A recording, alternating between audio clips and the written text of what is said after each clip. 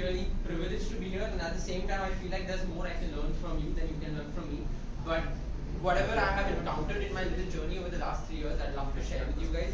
Just to give you context of how big we are as a company, we probably aren't as big as a lot of you guys in this room. We've, in the last 3 years, done business of northward of 2 crores. We've shipped more than 8 to 10,000 orders in that course. We're completely bootstrapped. We've not taken on any investment. And we basically have built this brand not belonging to this field. So there are a few takeaways that I've kind of encountered over the last 3 years, which I feel could be of value. And throughout this presentation, if you feel at any point there's something you'd like to know more about, feel free to interrupt and ask me a question, because I think that way we'll be far more flexible and have a lot more to learn. And also, before I start, I'd like to thank Tata Waki, Krushit sir, Partha sir for bringing me here. It's an honor. I had the privilege of going to the school this morning. Yes, Yanna. And just beautiful. I love this city so much. Such a everyone is so happy. Everyone is so supportive. Sometimes I feel like Bombay is too much of a concrete jungle. So it feels great to be here with you guys. All of y'all are smiling and happy to be here. Perfect. So I'll quickly delve into today's topic. So like I said, I was not somebody who belongs to the fashion field. I was one of those really curious, annoying children, and I'm sure my parents can vouch for that. I asked far too many questions for my own good. And one of those questions I used to ask is, how many of you all have grown up wearing a t-shirt with a brand name that they didn't know who that person was? So for example, Tommy Hilfiger, or United Colors of Benetton, or Skyler, Levi's. You know these brand names, but do you know who these people are? I'm assuming most probably not. Apart from that, you've grown up wearing clothes with, say, New York, Seattle, Michigan, 1932, 1965 years, which you probably decades before you were even born. So I used to ask my parents all the time, then why are you making me wear this? I have absolutely no idea what any of these things are, and why am I wearing this? And that basically translated to me growing up wearing plain clothes. There was literally a joke with my friends that they used to think I'm wearing the same black t-shirt every time I went out. But every time somebody would ask me, why are you wearing the same clothes, why is this black t-shirt your standard style, I would say I can't relate to what exists in the market. I'm a very curious and I want to know the story behind things. So I would love to know, if I knew what it meant, I'd love to wear it. I also love graphics, but I can't relate to them. So I was in that conundrum. And that's when I kind of identified this gap where there is no such thing as purposeful clothing. I had this idea, but I had absolutely no courage, or I had absolutely no incentive kick to I want to start working on this today itself. However, during the lockdown, there was this beautiful gap of time where there was nothing to do, and I had absolutely no excuse but to try on my part. Since I had this problem I felt passionately about, I gave it a shot. And it took us a lot of time to get from there to where we are today. But if it weren't for that, I wouldn't manage to make it here. And basically what I'm trying to say is that each and every one of you have a lot of your personal identities, you have your personal beliefs, and to be honest, that's what separates each and every one of us strongly. So whenever you do pursue a business, or you do plan to start a business, that is something which is, I feel, a key stakeholder in our journey. So I've divided this presentation into 4 to 5 chapters, which are basically how we grew as a brand. And every single chapter has a key takeaway. So the first one that we began with was your identity and beliefs will structure a lot of how your business works. So for example, who I am as a person is why Strange is the way it is. I'm honest, I'm transparent. I'd rather be honest than hide facts. So a lot of that reflects in my brand as well. So make sure you hold on to your beliefs and your identities, because that will help shape your brand in a very neutral way, which people will go on to respect. Like today, even in this tool, I had probably 45 minutes, but they probably saw the passion that I spoke with, and they asked me more questions than they were supposed to. So people can sense that feeling of passion when you talk about something you believe in strongly. So hold on to the first takeaway from the first chapter of our journey. The spark was that believe in your self-identity and hold on to your beliefs. And that also carries forward to the second chapter, the garage phase. This is something I'm really proud of, because growing up, I've always heard about Steve Jobs working in his parents' garage and making Apple to what it is today, and I hope I can even reach a fraction of that someday. But being somebody who was studying entrepreneurship and management and wanting to do something in fashion, there was a very big void between what I dreamt of and what I could actually achieve. So like I said, during the lockdown, I had a beautiful opportunity. So I ended up investing a lot of time to upskill myself. So I learned Photoshop, Illustrator, InDesign. If any of you guys know of these softwares, you know it can be a very, very gruesome task to learn, even the basics of these softwares. It took me close to a year to be able to say confidently that cool, I can design something today. So it was a really, really long journey. And that is one of the key takeaways of the garage phase as well, that self-learning is one of the most undervalued skills as entrepreneurs, because when you're an entrepreneur, you're essentially fighting every single day to grow, where the world around you is changing, but your business isn't. So you have to, for example, with the advent of AI, as a fashion designing company, I think of us more as a storytelling company. It would be so weird if we stuck to conventional ways that we'll draw on paper all the time. You have to change with how the time changes, and self-learning is a key factor in that. So if I did have that skill set, if I weren't able to learn Photoshop, if I weren't able to learn Illustrator by myself, I probably wouldn't be here today. And it's really funny because in school they teach us how to learn based on a curriculum. Okay, here's this book, you study from this. But they never really teach you based on the open world, this vast internet that we have, how can you structure information and upskill yourself to learn something from there. So for example, for me, when I started learning, I started reading, which didn't work for me at all.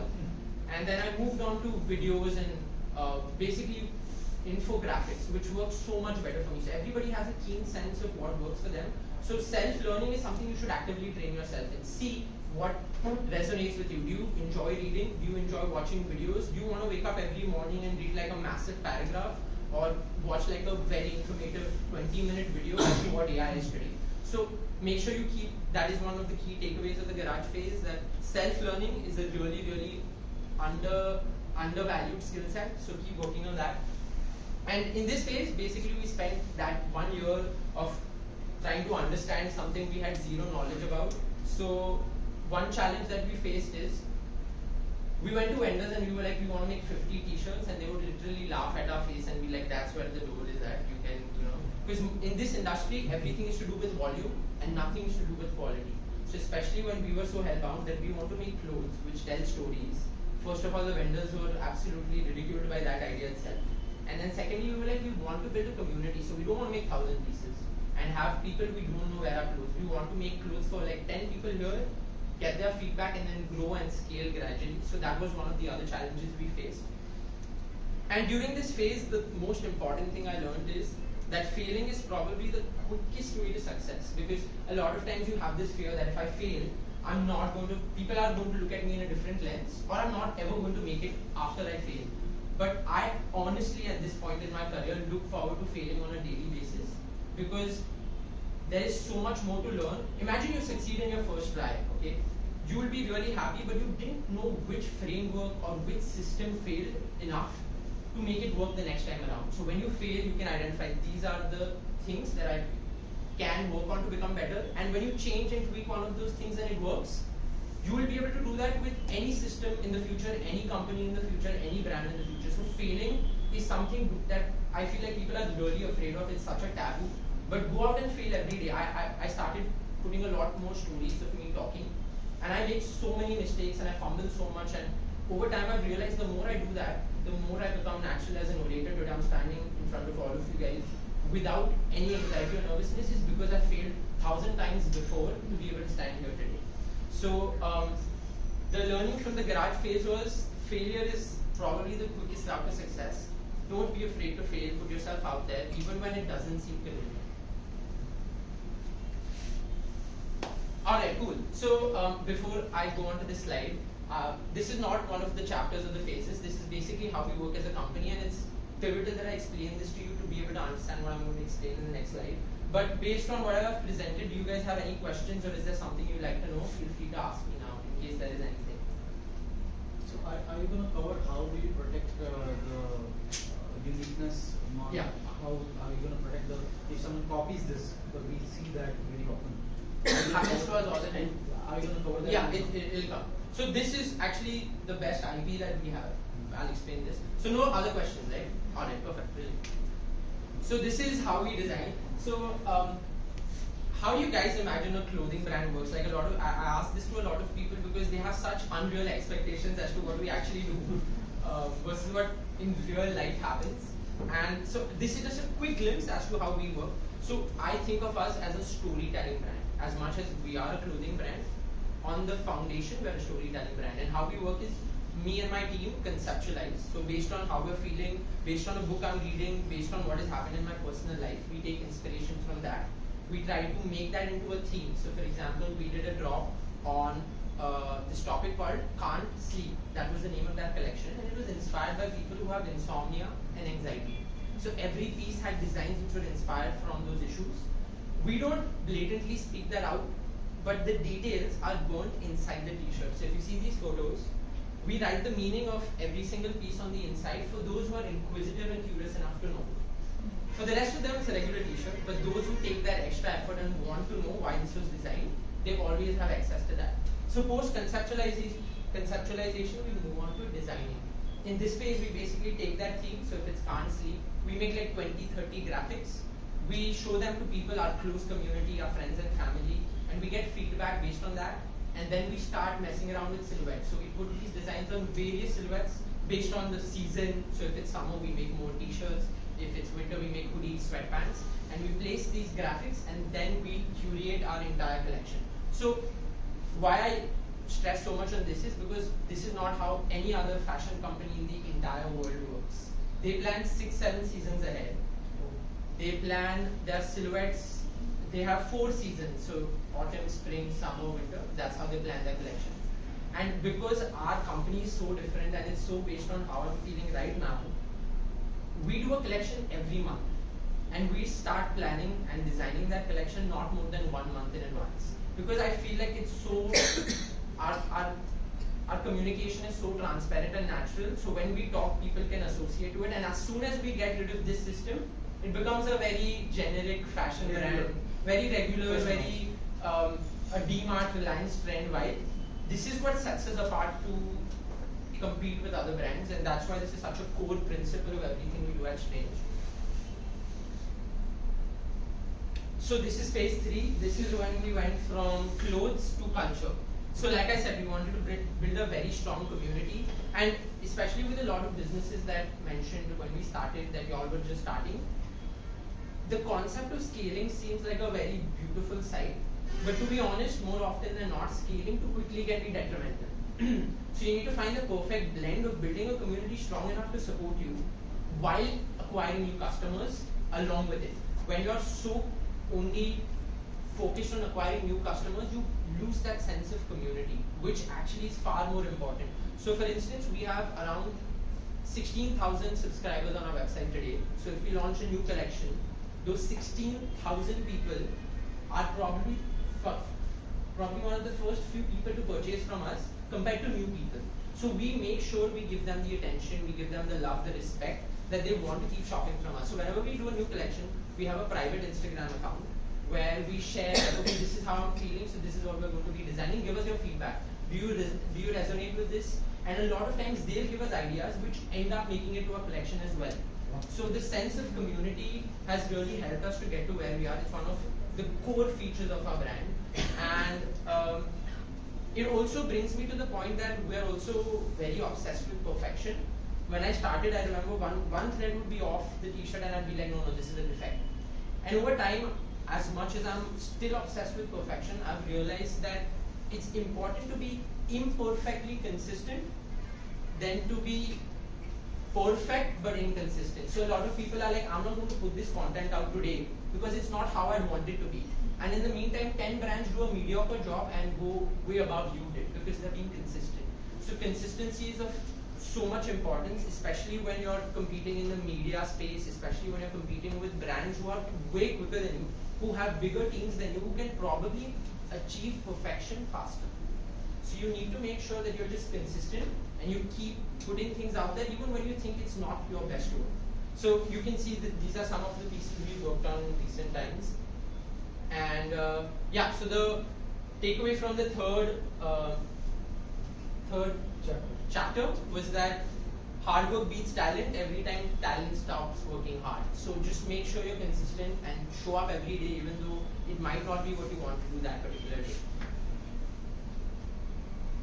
So how big is the team as of now? We're a team of, 1 second, apologies.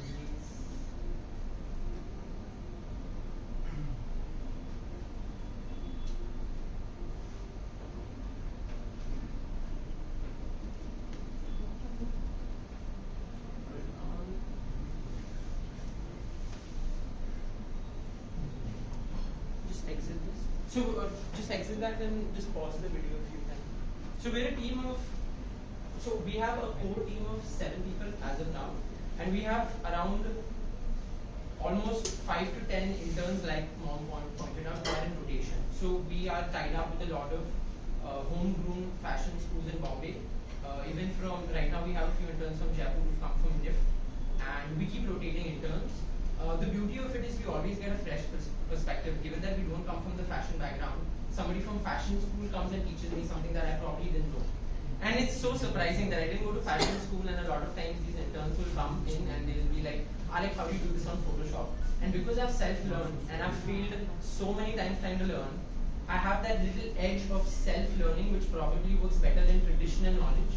So it's always surprising to see, and that's why I always recommend that even if you've gone to school to study something that you're specializing in, it's probably not the same since you passed out. There are so many new things coming in every day, so you have to keep upskilling and self-learning every single time. Did it work? Yeah. So go to the next slide. The video should, alright, to let all 3 of them play simultaneously. So if you see the first one, this is an event we did in Bombay recently for a launch of a new collection. And it was one of our first physical events, so I was really, to say the least, I was very nervous. And that's how it ended up turning out. Where was this? This was in Bombay, in Bandra. It's at a really good spot in Bandra. And we started at 4 p.m. and we had people start to queue up from 3:30 onwards down the place. And we had, when we started at 4 p.m. sharp, they were running up the stairs. We had like 100, 120 people just fighting to get. So we had a sale as well. That's probably why they were pushing that hard. But nonetheless, the feeling of those 100 people, and I know each of them personally, that's how we built our community so strongly. And even though scaling is important when we're getting to that, you'll see how we've done that now. A lot of that personal connection will build in the beginning, whether they purchase your product or not. How many people are commenting on your posts, how many of them are liking them, will basically be the foundation which will continue when you're a massive brand.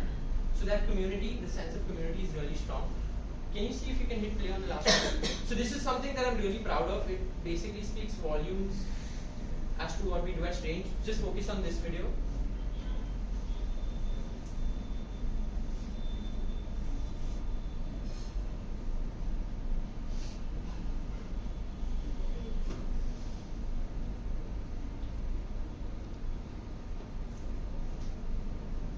So, like you saw, we took photos of this handicapped dog, and the same day we designed it, made this T-shirt, and we raised around 20 to 30,000 to get him bionic legs. That's what we donated to them. So basically, we take a story, we try to get inspired from it enough to be able to make something of value for society and for something that people can resonate with. So this is just a quick brief, and these are the videos that I've performed. So this video has more than 600,000 views on Instagram because it's so organic and it serves a good cause. And all of these other videos have performed really well because of the attention to detail. So people really like the transparency. You can see I'm talking exactly like how I'm talking in front of you, and people really respect and like that sense of knowing the founder one-on-one, and it really changes the feeling of the brand. So they don't associate with the brand so much, but they associate with me, and that gradually leads to them loving the brand as well. Alright, so here, before I move on to the next slide, here are a few things which have been key learnings that I've taken away. So like you can say, for me, we have 3 founders. I am the more creative, passionate, driven person, and my other 2 founders are far more focused on the production, the legal systems, the finances. They handle all of that, and I just do, let's say in the least, the fun stuff.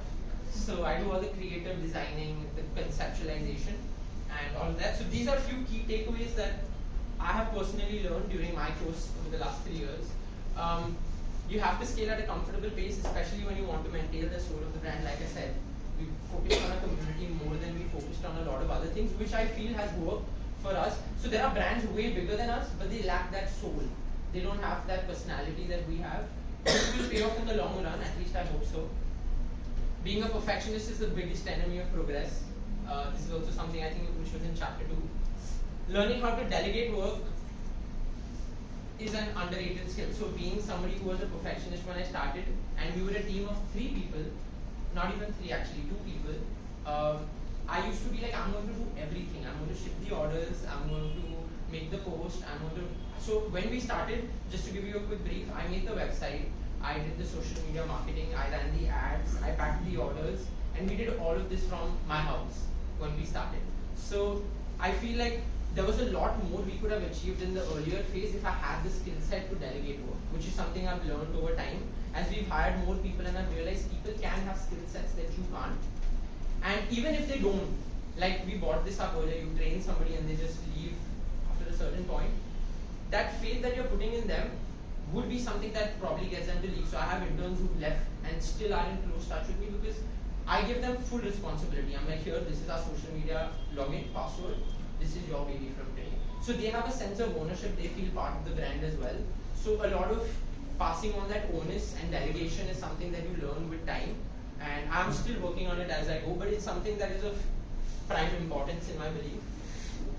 The more heartfelt the collections, the better they perform. We saw those videos; those were our best performing videos because they were so raw and so completely natural.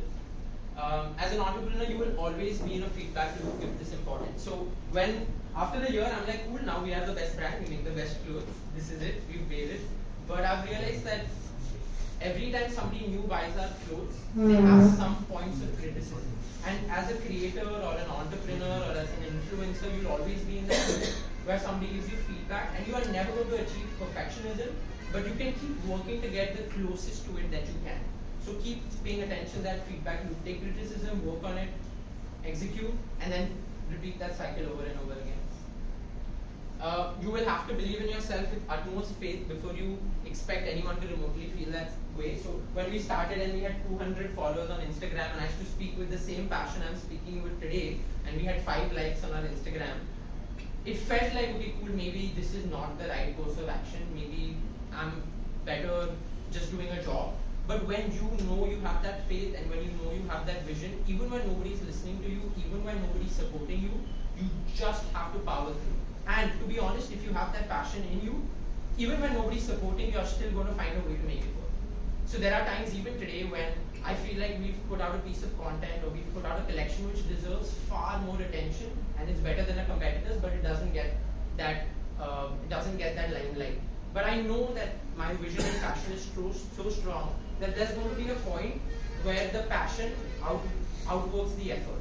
So you just have to keep powering through even in times when you feel uncertain about yourself. Yeah, this is also a recap into some of the points that I brought into the chapters that I spoke about earlier. You can hit the next slide. Alright, so this is what we're working on and this is how we're scaling. So over time, even though we're a D2C website-based brand, we've realized that the Indian market is very price sensitive. So our t-shirts start from 2,000 and go all the way up to 15,000. This jacket that I'm wearing today is for 15,000. You would not imagine somebody shopping from, people do it, but I'm talking about volumes. People will not spend 15,000 on a brand they haven't heard of before. A, and B, do that on a website they haven't been to before.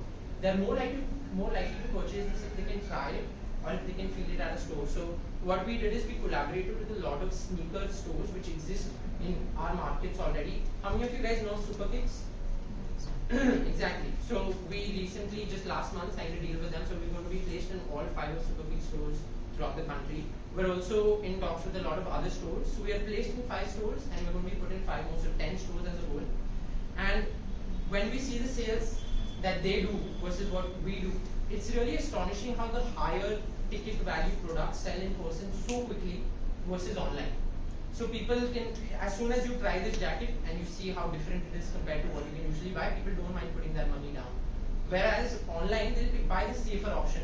They'll probably get one of our basic t-shirts, they'll get something which is, our The short shirts are one of our best-selling pieces. We've sold more than 2,000 of these. We've made 2,000 of these pieces in the last year and a half, and it still keeps selling its way through. So these basics do really well online, but that offline touch and feel, the Indian market is very obsessed with knowing what they buy, and that physical touch point makes a massive difference. We're also expanding to more verticals. So this was our first collection where we designed for women as well. So somebody who doesn't know fashion is trying to design for men, trying to design for women was something completely off the charts for us because we had no understanding of how it works. But we were fortunate enough to hire a lot of very strong fashion inclined women who basically lead our team right now. And we've delved into the market right now. We're still experimenting, understanding, but basically what we've understood is that the female market is way more fashion driven. So even though we launched one product, we sold it out faster than we sold out our men products, even though we are a men dominant brand. So we're trying to focus and grow and scale in that direction as well. But was that always in your vision that you wanted to be a neutral brand? Right, so we are a unisex brand even now, but what we've realized is women don't want to wear unisex clothes. They want specific. They want, so we made a bodysuit this drop, and we were like, we'll play it safe. We made 30, and I think it wasn't a week before they got over. But we've realized that there's such a strong market for women. We're trying to understand and study that better. It's going to take me maybe another 6 months to research and understand and study that better. But we hope to get into that market because there's enormous potential to scale in this particular field as well. So maybe we'll have a website dedicated only to women is something we're also in the works of thinking. And lastly, team expansion. Like I said, we're a team of 7-8 full-time employees with rotating interns every so often. We are investing heavily in acquiring more talent. When we find somebody who's passionate about what we do, and we see that same sense of passion, we don't mind paying a hefty price. So one of the females that we hired to lead our women department, we're paying her northwards of 40,000-50,000 for a first job right out of college, which in the fashion space is slightly steep. You wouldn't start at that price point, but we know we see the passion in her, so we've managed to secure her placement. But we're focusing heavily on team expansion, given that we want to scale, and now that we're placed in 10 stores, we need a lot more people to help with logistics, administration, and a lot of the everyday work that goes into the brand. So these are the 3 things we're working on heavily as the brand is scaling. So you have 3 founders and 7 employees? Yeah, so one of our employees is a silent, one of our founders is a silent founder. He's an investor, to say the least. 2 plus 5 permanent employees. Total mix. Yeah, total makes sense. Do you draw your salary? Yeah, we do a profit sharing based on the sales of that particular month. We draw salaries based on that. First, we have a fixed sheet of fixed expenses and bills to pay, and then based on how well we do that month. So we also have that sales incentive at the end of every month. That today I want to sell 40K worth of merchandise myself, so I can draw a bigger salary this month. So we push harder on. We have that personal incentivization program. That is for all 7? No, just for the founders. Can you explain that more in details so that others can understand? So what we do is the employees have a set fee. Of course, we incentivize them as well. That if you do sales on your end this much, we'll happily be keen to give you a boost in your salary. But for the founders, we don't have a salary based on our performance at the end of the month. So I'll just give you a rough example. 10 rupees is our profit. After all our expenses, we probably take 2 rupees. Of course, we reinvest majority of the profits. But 4 rupees is what we take. But imagine we do 50 that month. So we know we can take 10, or we can take 15. So we push ourselves in that way that if we manage to find a new vertical or we do something completely off the charts, we will be able to get a better profit sharing ratio for that particular month. That keeps you pushing. Yeah, it does incentivize you, especially.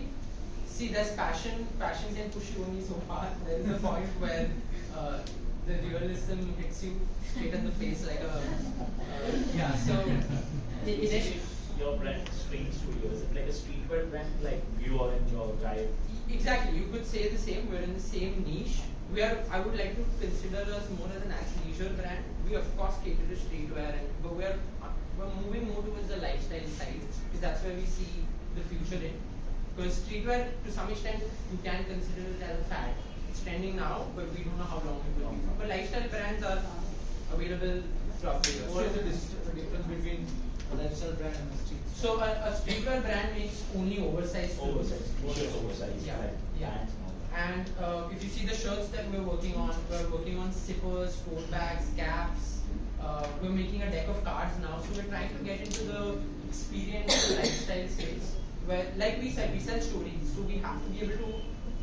T-shirts and clothes are not always the best canvases, so we are trying to experiment with new canvases where we can share stories. So whatever that might be, but that's the bonus of being a lifestyle brand and not just a brand. I think, can you just tell the story about this?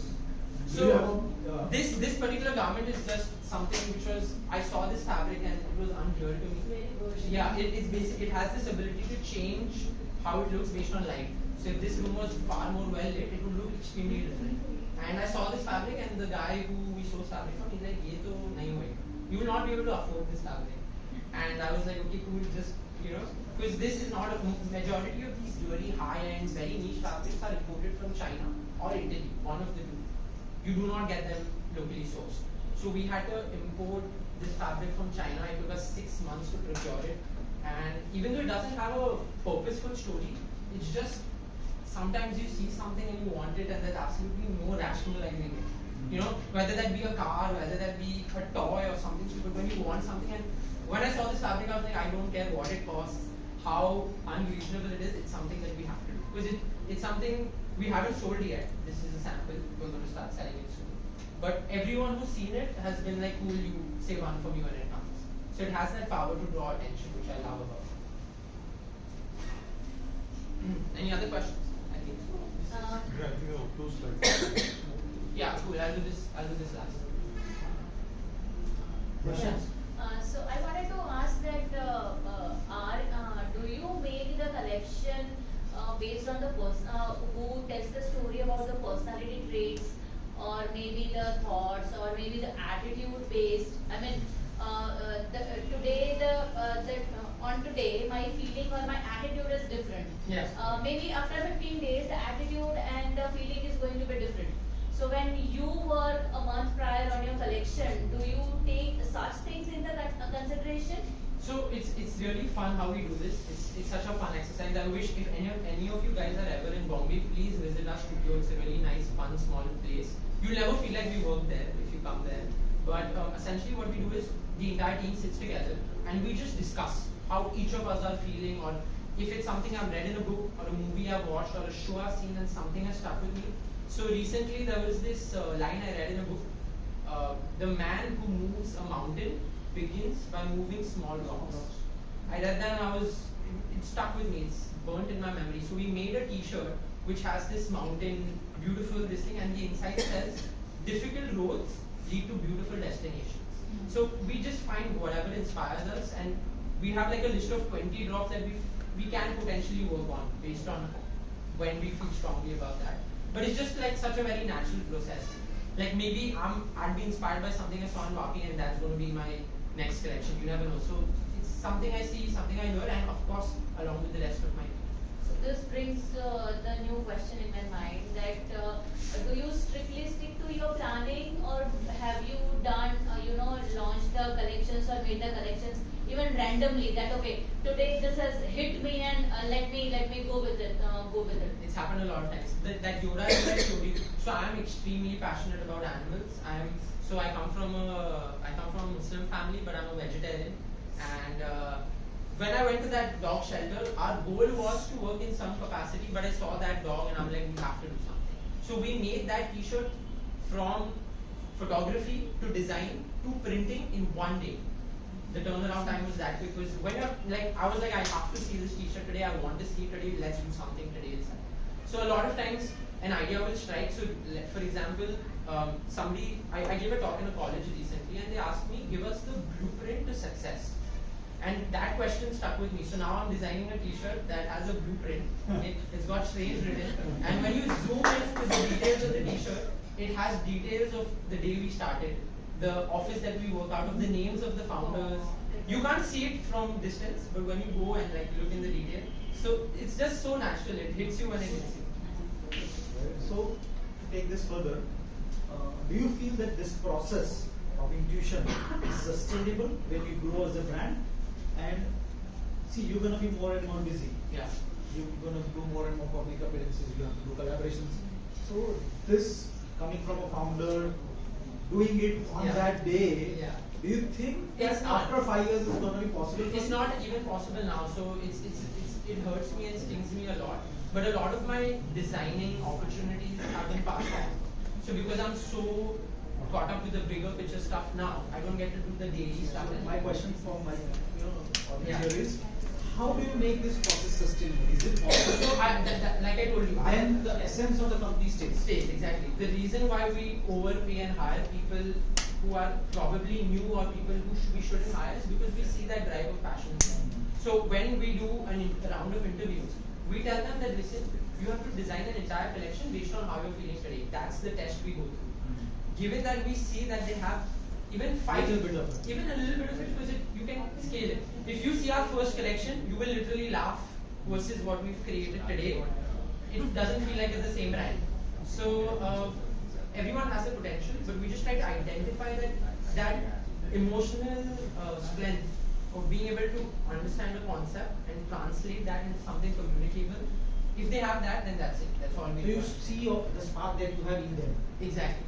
And Exactly. then the culture you are trying to inculcate. Yeah, and even if you come to a studio, we talk about ideas. So even when I showed them this presentation that I'm going to be doing, do you know the swastika's 5 pillars, entrepreneurship pillars? One of my interns introduced it to me, and it really helped me make this presentation. So ideas are bounced off each other because all of us have a very similar mind frame of like exploring new concept, understanding new topics. A lot of philosophical conversations also go down at the office. So we've nurtured that environment, and like Mom said, when you have that spirit, I don't think of my employees as employees. We have a very, of course, it's not possible in the long term when you have a bigger team, but we have a very friendly one-on-one relation, very supportive. Even today, if my employee tells me I want to leave to go work for a bigger brand, I'm going to fight to make sure I get that job for her. 10 years later, you never know when she would love to come back because of the favor that I've done to her, or just be a good friend. So it pays off over time. So we've nurtured that really fun family friend culture in our So it's very funny when he says that because there are a lot of people coming to him that okay, we want to start a brand similar to yours, and he supports them full heart. And I said, खुद का ही brand को नीचे कर रहा है. I mean, you know, you're creating Giving away competition. your USP. Yeah, I mean, competition you're creating for yourself. You know, he says, and I'm not worried about that. You know. No, when people are passionate, they don't Yeah, mind. that's People what- come to me that they want to start startup community in the city. I help them. I help them with all the consulting, all the data that I have. Yeah. Because I know they cannot take it further Correct, correct. less than a year Yeah. if they don't have that passion. Yeah. So we share our supply chain very transparently. Today, if any of you guys ever do want to get into the print on demand business or make your clothes, I'll give you a list of vendors that we work with my reference. So we do that. A lot of my friends have started their own brands after I did, and they work at exactly the same units we do because I know that the vision and passion is not possible to replicate. They might have an idea which is completely different, which might be better in its own respect, but to do exactly what we do is impossible. I have a question. Yeah. So, from the start till now, we mostly focus on the designing and production part and all. You said you run ads and you do sales and offers. You take care of your 60,000 plus Yeah. current community. Yeah. Apart from that, what are your marketing strategies? What age group you target, or how you're planning the future of current scenario? So we basically target between 18 to 30. Between 18 to 30 if we run ads or we're trying to target people. But to be honest, our ads are, if I tell you the budget, you laugh. We have ad budget of like 5,000 or 2,000 a day, which is very nominal for a fashion brand. What has really helped us is our organic community. So, for example, even if you all related to one of my t-shirts today, for example, you all are very likely to talk about it because it's such a conversation piece. Now imagine you're wearing a t-shirt. You feel that pride because you know the story that it was designed with this, and I can relate to it. So you're going to talk to 5 people that this t-shirt means this. It's so cool. Do we have some merchandise here? I do have a lot in my bag, unfortunately not here. But what we can do is that just can you hit a new tab? Yeah. Can we see your detailed design? Of course, of course. So they will be able to understand what you want. Yeah, open Instagram, open Instagram. The one on the left. This tab.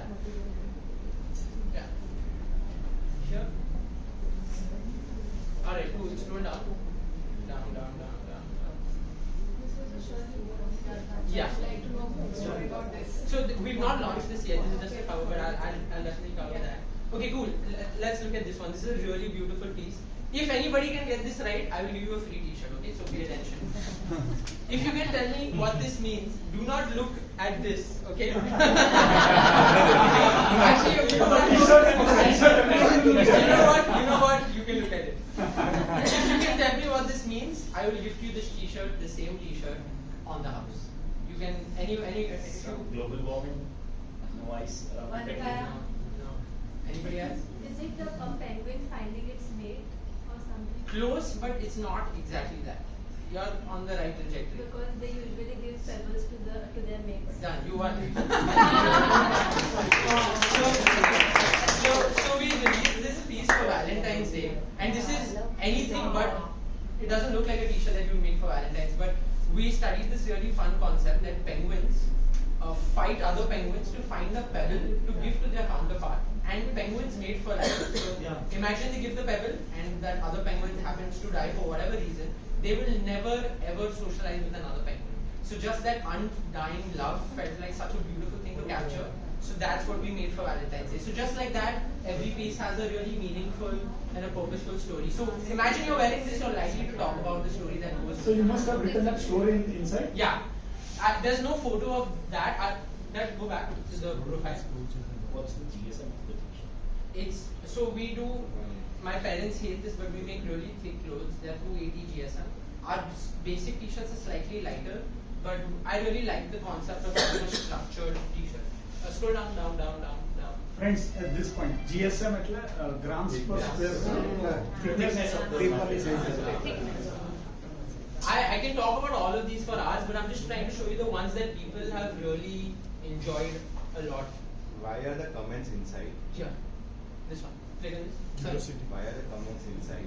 Inside. The story is Oh, inside. story is inside. So we tried a lot of ways to do this when we started, but the beauty of art is having different perspectives. So there are a lot of people who don't want to know why it was made. They have their own, like they look at that penguin t-shirt and, for example, global warming, and they want to relate to it in that respect. So we don't want to take that joy away. But if somebody's curious enough and they're like, okay, I really want to know what Aaliq thought of when he made this, then we have that detail on the inside. Just click. Next. Yes. Alright, so if you see this t-shirt, right, you will think of like a devil or something grotesque or something very dark, right? Go next. Next. Yeah, perfect. So this t-shirt is inspired by that creature that you saw, gargoyles. Gargoyles are a very misunderstood creature.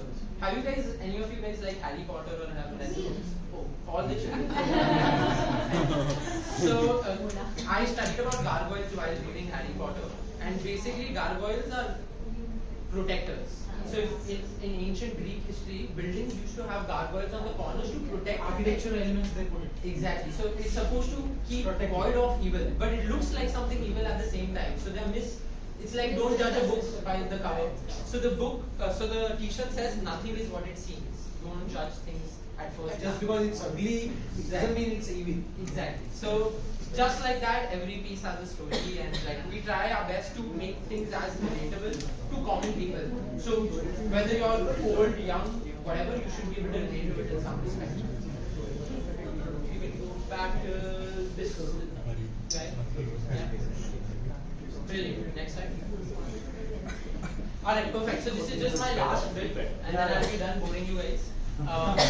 But this is what I had the privilege of giving a TED talk a few months back, and I spoke about this chart, which is honestly has helped me in every step of starting Strange and scaling it.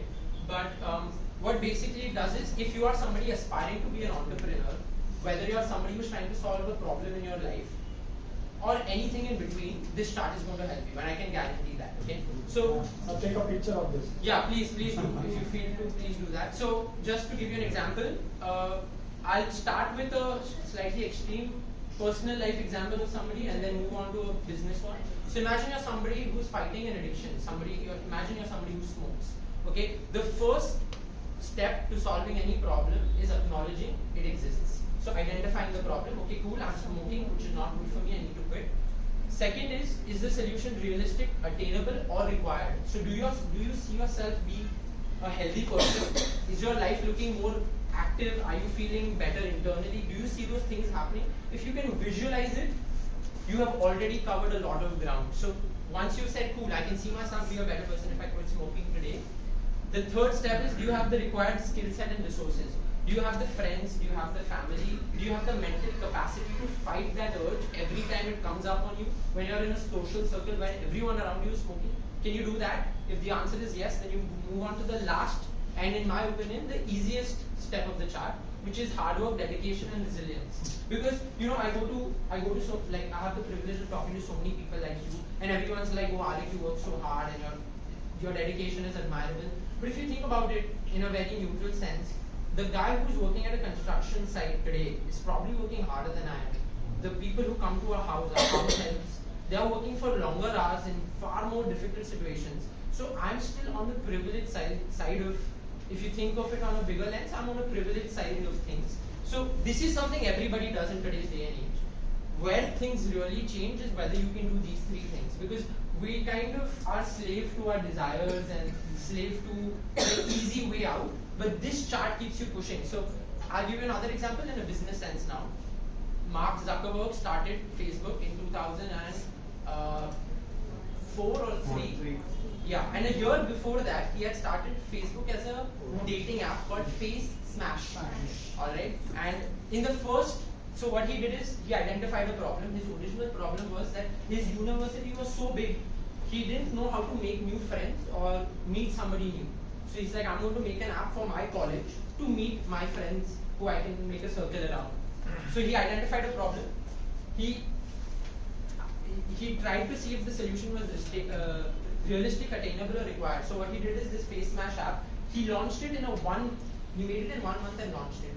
In the first day, he had more than 2,000 people join, which is incredible. So he got that test of theory that, cool, this is something that is required. People really do want to make friends. Third was, did he have the required skill set and resources? Going to one of the best Ivy League schools, he had the resources and he had the people he needed around him. And last was hard work, dedication, and resilience. So he got the Face Smash idea to reality, but where the beauty is, it doesn't stop there. So he's gone back to the problem and thought about, okay, cool, now how do I make this bigger than my campus? He's gone through the chart again, time and time again, to get to where he is. So this chart can serve as a personal development exercise. It can serve as something you can use in your business to scale your business if you already have one, or if you want to start one. You can use this as a framework to solve a lot of your problems. And yeah, that's about it.